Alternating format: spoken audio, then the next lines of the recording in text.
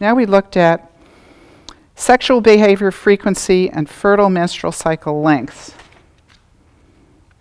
We're starting to get into much greater detail of how sex affects fertility, which affects aging, and then we're going to get to how we learned about pheromones, what made it obvious. Okay, here is coital frequency and cycle length. You've seen that before. In this study, we had, in 1983, 14 research assistants followed 120 students to get the data for 120 students.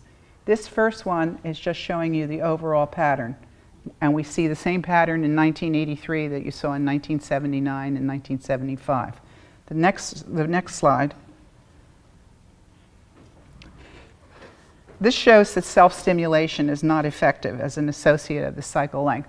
We had another year, it's another replication, it didn't work.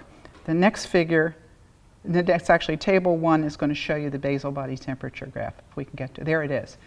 Okay, this is to me the best thing to look at for what this was showing about temperature.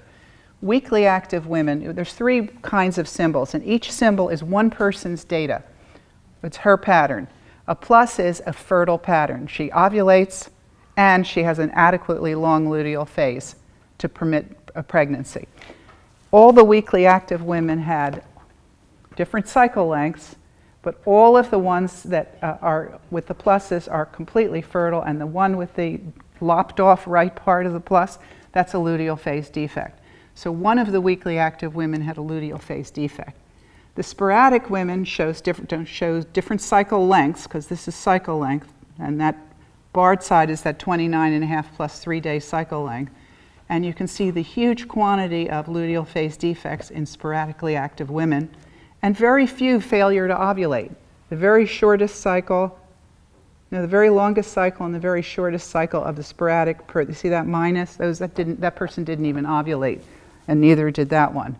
And the nevers similarly showed a lot of luteal phase defects. And what this was saying is that almost all weakly active women have fertile cycles, as measured by basal body temperature graph. And about half of sporadic and nevers have infertile. Feast and famine behavior does not associate with fertility. It actually is shown here to associate with mostly luteal phase defects. Deficient progesterone levels is what it turns out that they have.